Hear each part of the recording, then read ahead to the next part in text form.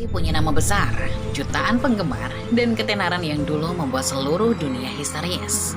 Namun apa yang tersisa dari dirinya hari ini sangatlah memprihatinkan. Paparazzi menyebar fotonya dengan wajah yang lesu, kantung mata menghitam, dan pipi tirus akibat Ramsay-Hunt syndrome atau gangguan saraf yang sempat membuat wajahnya lumpuh sebagian. Dari foto itu, sulit dipercaya bahwa dulu anak ini pernah jadi salah satu fenomena terbesar di internet. Dari video sederhana di YouTube, dia melesat jadi bintang global sebelum cukup umur untuk hidup seperti remaja biasa. Di usianya yang baru 15 tahun, Justin membuat banyak gadis bertekuk lutut. Industri musik berinvestasi padanya seolah dia tambang emas terbesar di dunia. Namun apa yang membuatnya berubah menjadi seperti ini? Apakah uang atau ketenaran? Atau justru orang-orang di sekitarnya dan industri yang sudah membuatnya setinggi ini?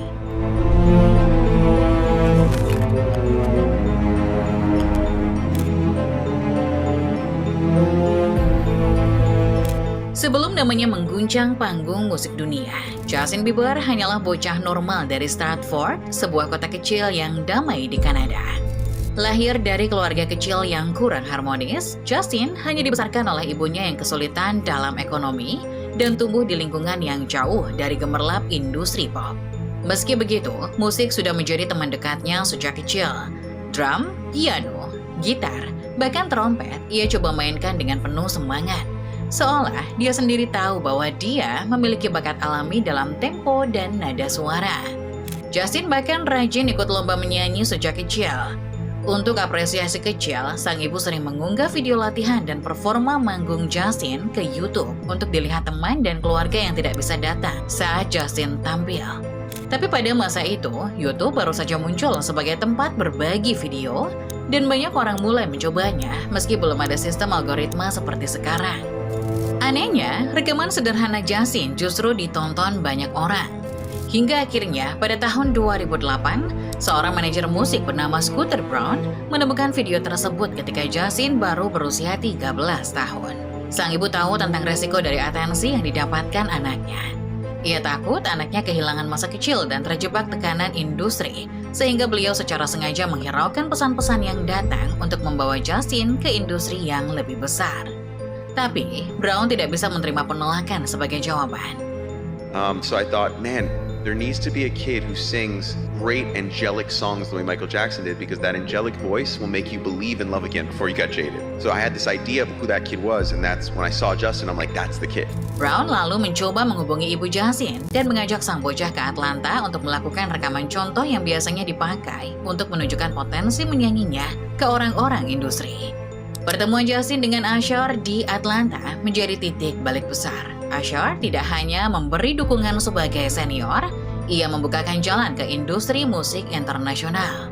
Dengan koneksi dan pengaruhnya, Usher mengenalkan Justin kepada orang-orang penting, hingga proses kontrak besar pun berhasil ditandatangani pada akhir 2008. Memasuki 2009, Justin mulai merilis lagu-lagu yang langsung mencetak hasil besar. One Time keluar pada Mei dan menembus posisi 17 di Billboard Hot 100. Beberapa bulan kemudian, One Less Lonely Girl bahkan naik ke peringkat 16. Dua single lain, Love Me dan Favorite Girl, juga masuk ke top 40. Pencapaian ini membuat Justin jadi artis solo pertama yang menempatkan 4 lagu di top 40 sebelum merilis album penuh. Pada November, ia meluncurkan mini album berjudul My World yang debut di peringkat 6 Billboard 200 dan dalam waktu kurang dari 2 bulan sudah meraih spesifikasi platinum di Amerika Serikat, mengalahkan banyak penyanyi senior lain yang memiliki jam terbang di atas dirinya. Dalam usia yang masih sangat muda, Justin sudah punya wajah yang manis, suara yang cocok untuk pasar pop R&B, dukungan internet yang meledak, manajer yang agresif dalam promosi, dan nama besar seperti Usher yang ikut mengangkatnya. Dalam kombinasi itu, Justin Bieber tidak masuk ke industri sebagai anak baru biasa. Ia masuk sebagai aset yang sejak awal dipersiapkan untuk tumbuh jadi bintang besar. Ingin mengembangkan akun dengan pengikut cepat seperti ini? Sangat mudah. Dengan Pipit, cukup ketik apa yang Anda ingin. Pada 18 Januari 2010, Baby meluncur dan seketika mengubah perjalanan Justin Bieber. Lagu itu langsung menembus 5 besar Billboard Hot 100. sebuah pencapaian yang jarang diraih pendatang baru. Tak lama kemudian, album My World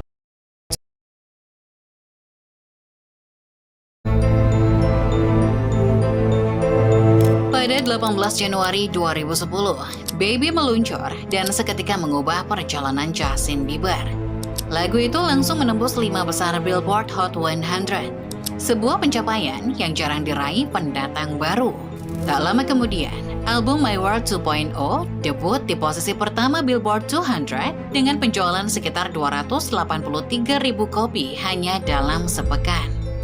Bayangkan, di usia 16 tahun, Justin sudah berdiri di panggung yang biasanya baru bisa dicapai penyanyi setelah bertahun-tahun berjuang. Momen itu bukan sekedar sukses komersial, tapi titik loncatan yang menandai lahirnya fenomena global bersama Bieber Fever. Bieber Fever bukan sekedar istilah untuk fans yang heboh. Pada April 2010, polisi di Sydney harus membatalkan penampilan Justin setelah kerumunan fans di luar lokasi acara tidak lagi terkendali. 8 remaja dibawa ke rumah sakit dan puluhan lainnya harus ditangani di tempat karena sesak napas dan kepanikan. Hal ini membuktikan bahwa kehadiran Justin saat itu sudah cukup untuk membuat acara promosi biasa berubah jadi krisis keamanan.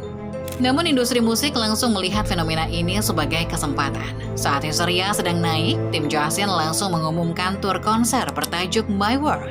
Bahkan dalam Billboard cover story, Chris Hicks, salah satu tim Justin, bicara terang-terangan bahwa setiap langkah, setiap proyek dimaksimalkan untuk penjualan dan dominasi chart. Wajar, karena Justin adalah aset bernilai tinggi yang harus terus mencetak uang selama sorotan publik masih menyala. Sebagai contoh, salah satu titik turnya di Madison Square Garden bahkan masuk dalam rangkaian pertunjukan yang sold out.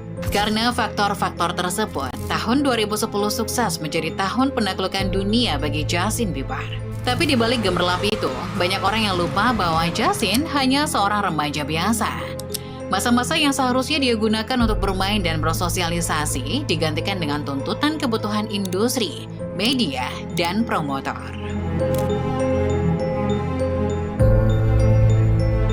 Tahun 2010 sampai 2012, hidup Justin Bieber bergerak dengan ritme yang tidak normal untuk remaja seusianya. Ia terus muncul di berbagai acara TV, sibuk mempromosikan albumnya, lalu ikut dalam tur dunia My World 2.0. Bayangkan, di usia 16 tahun, ia harus menanggung beban 126 pertunjukan keliling dunia hanya dalam setahun. Di balik gemerlap panggung, Justin terjebak dalam rutinitas yang melelahkan. Ia berpindah kota setiap 2 atau 3 hari, melakukan soundcheck saat tubuh masih letih, hingga menghadapi sesi meet and greet yang menguras emosi sebelum konser dimulai. Di sela jadwal tur yang menyesakan, ia pun masih harus memburu waktu untuk sekolah private dan promosi TV yang agresif. Justice World Tour adalah tur konser yang dibuat untuk mempromosikan album ke-6-nya yang bertajuk Justice. Membatalkan tur ini di tengah jalan demi pemulihan kesehatan adalah pilihan yang tepat. Sayangnya, pembatalan ini justru mengundang masalah lain. Dalam bisnis konser, promotor memberi uang muka besar sebelum tur berjalan penuh. Saat tur berhenti, tentu ada uang yang harus diganti untuk menutup modal awal. Dan Justin dilaporkan memiliki kewajiban kepada promotor seperti AEG Presents terkait uang muka tur.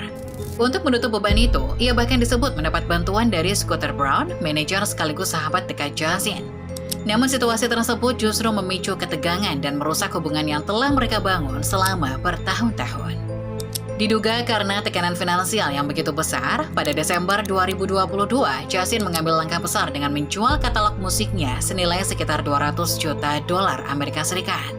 Ini berarti hak atas lagu-lagu yang telah ia rilis, termasuk pendapatan dari streaming, radio, dan lisensi akan menjadi hak milik orang lain.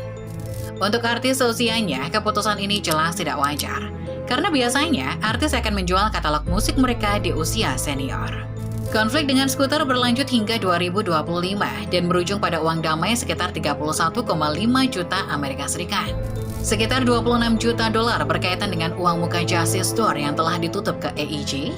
Sementara 5,5 juta dolar lainnya terkait komisi yang belum dibayar. Di tengah situasi itu, tekanan publik kembali naik saat isu yang melibatkan Sean Combs mencuat lagi.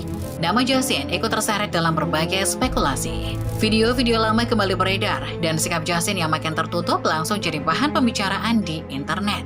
Ia makin jarang muncul, makin sedikit memberi respon dan memilih menjaga jarak dari sorotan yang terus datang. Di momen yang sama, Justin justru terdengar paling terbuka saat membicarakan Billie Eilish.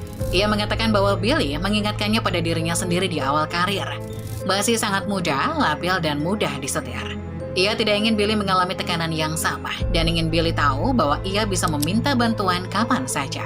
So yeah, it's hard because I want her to know that, you know, she can count on me, but at the end of the day, I don't wanna, never gonna force natural, right? So I just kind of, you know, let her do her thing, and if she ever needs me, I'm gonna be here for her, but I just want to protect her. Nama besar Justin mungkin memang belum hilang. Musiknya masih didengar, pengaruhnya masih ada, dan setiap geraknya masih jadi perhatian. Tapi hidupnya di balik semua itu jelas tidak sedang baik-baik saja.